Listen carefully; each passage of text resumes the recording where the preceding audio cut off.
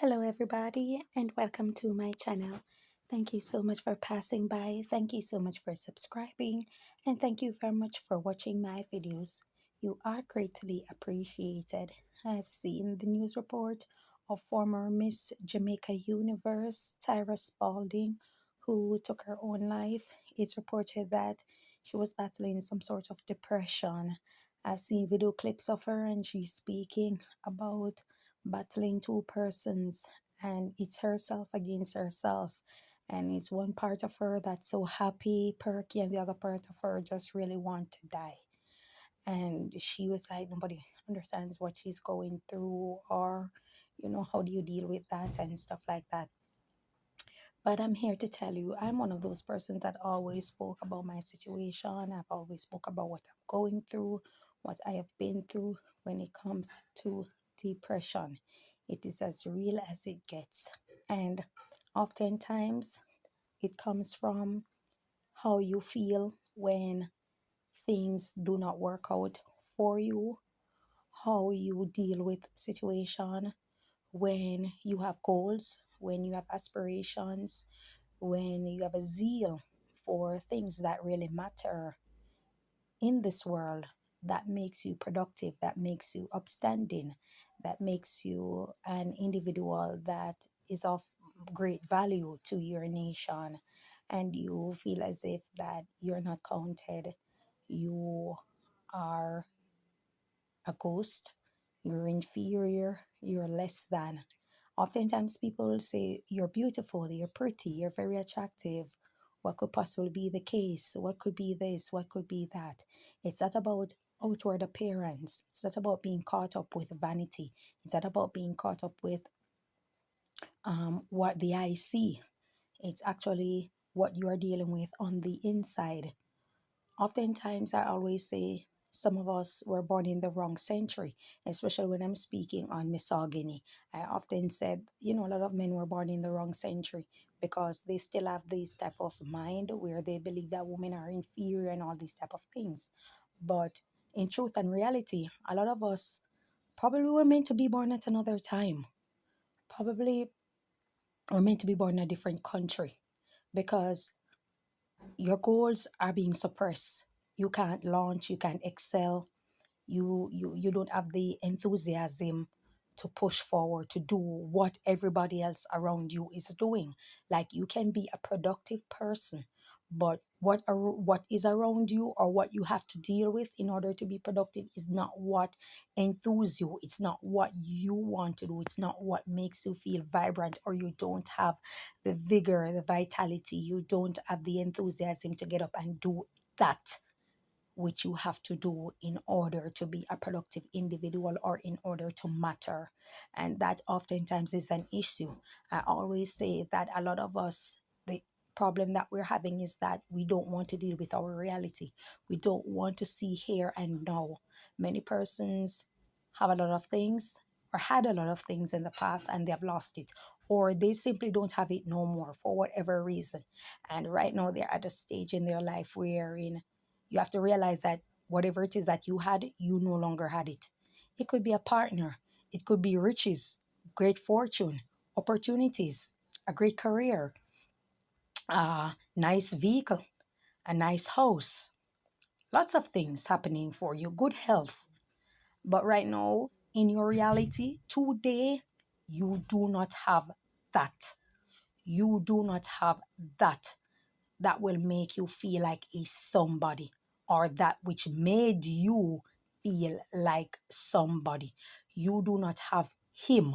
You do not have her that made you feel like a somebody.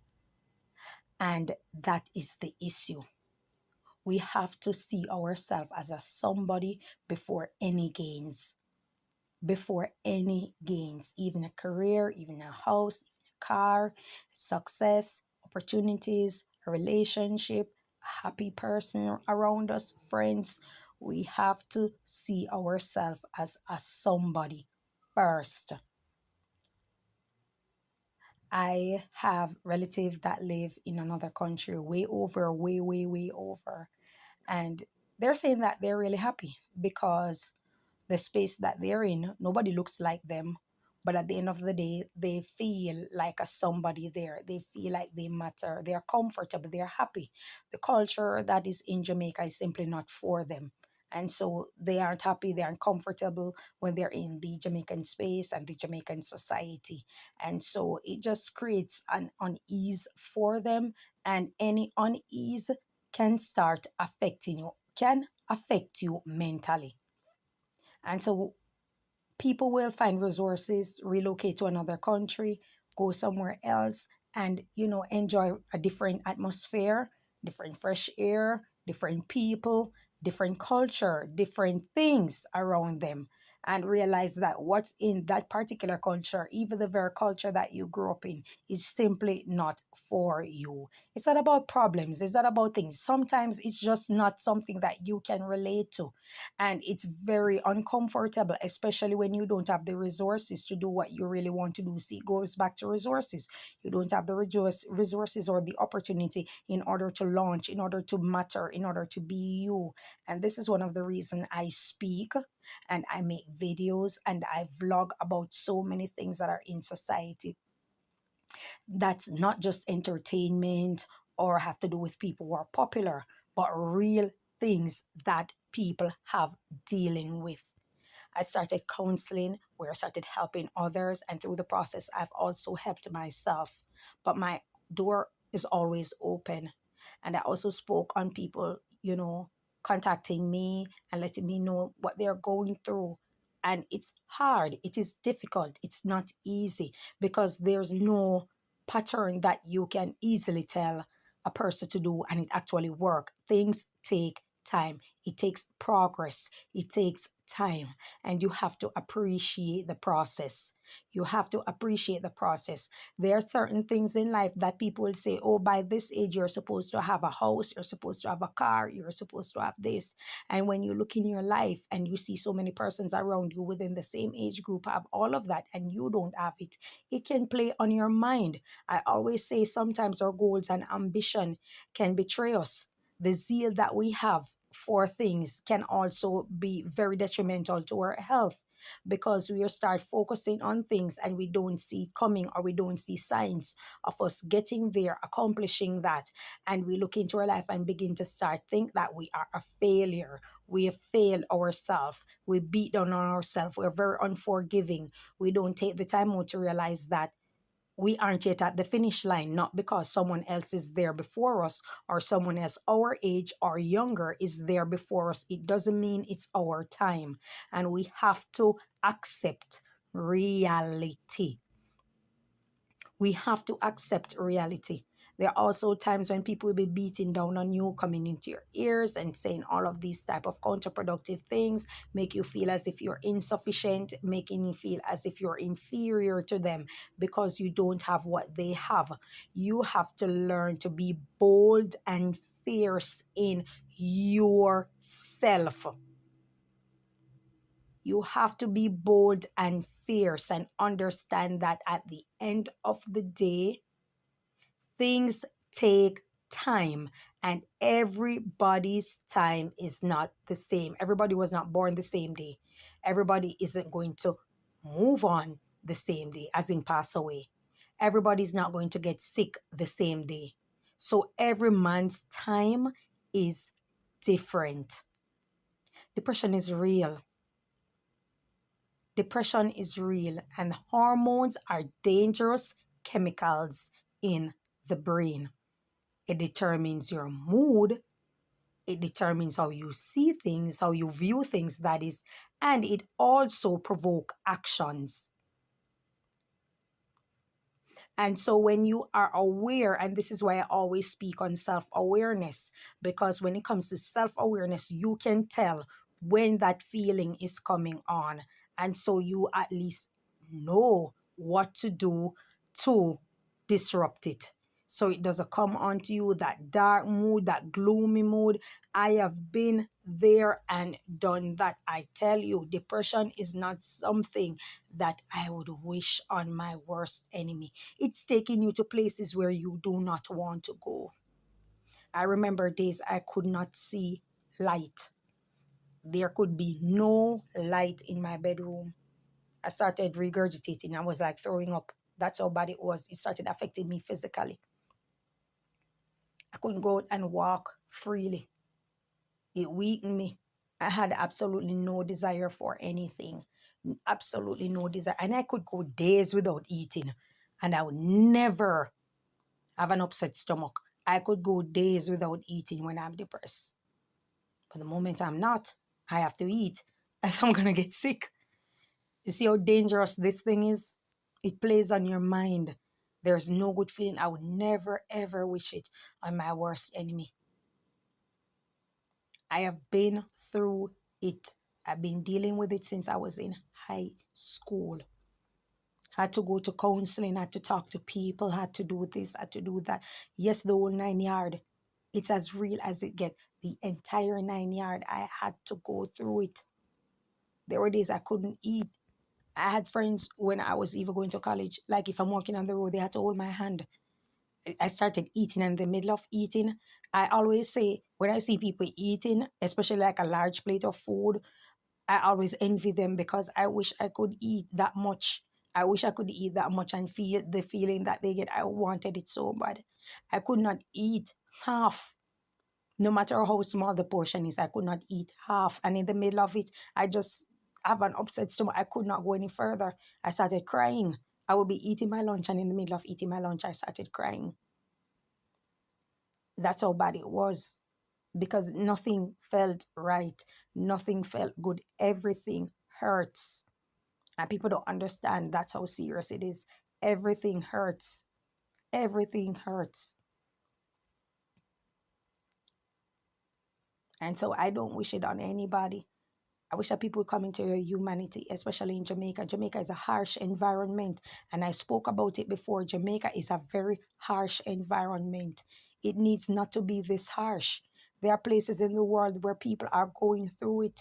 They can't afford food. And the crime rate is way less.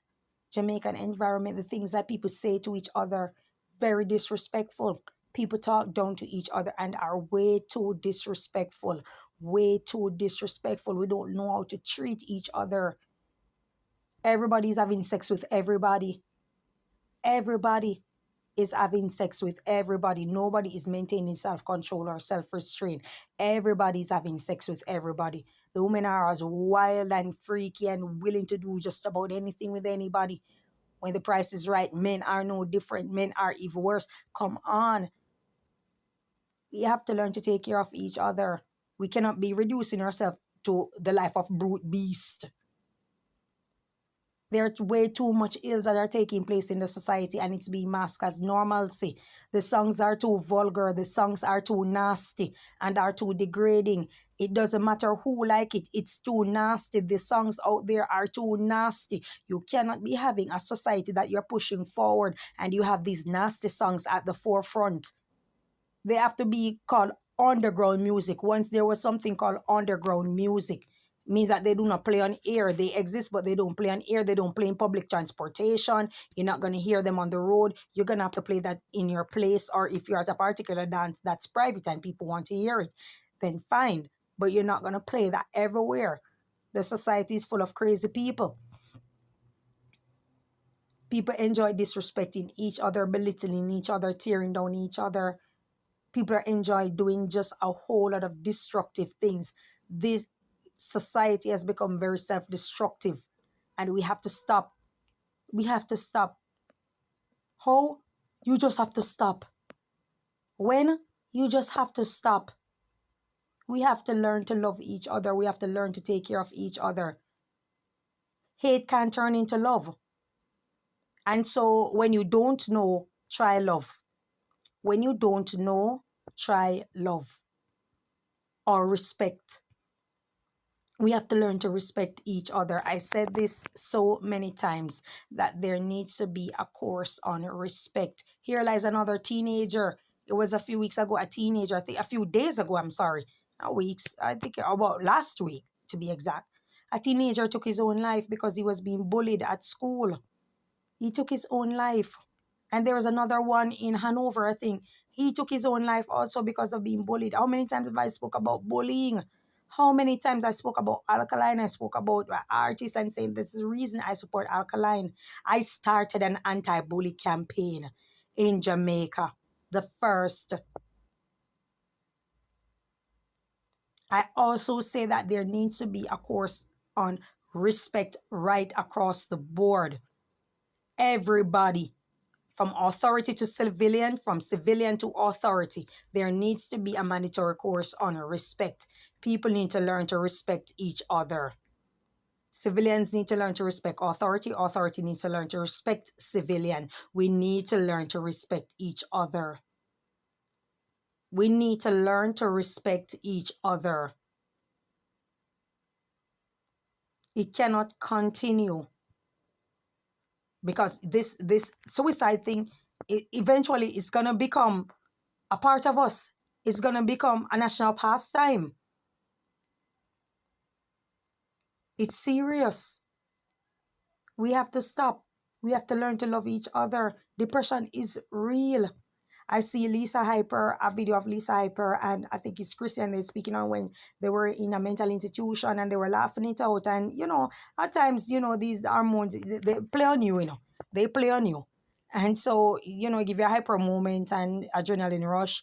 And so you start laughing and you start speaking of things that are very serious. And it's like joke. That's a hormone. That's what it does to you. Believe it or not. You can talk about the unaliving of someone in the most gruesome way and it's a joke for you. You never see where they are documentaries when they're studying the mind of a serial killer and they show pictures in front of him.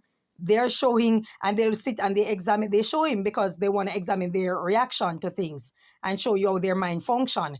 When they see some gruesome things, the hormone that generates make them laugh. You understand me? When they will see a child, an innocent child or a baby, or they'll see an innocent woman, the epinephrine increase. There's anger, there's rage in them. You understand? They study these things and they show you it is no joke. It is as real as it gets. It is as real as it gets. And sometimes we need to stop pressuring each other and looking for goals in each other that we don't have in ourselves. A lot of people are trying to live vicariously through others.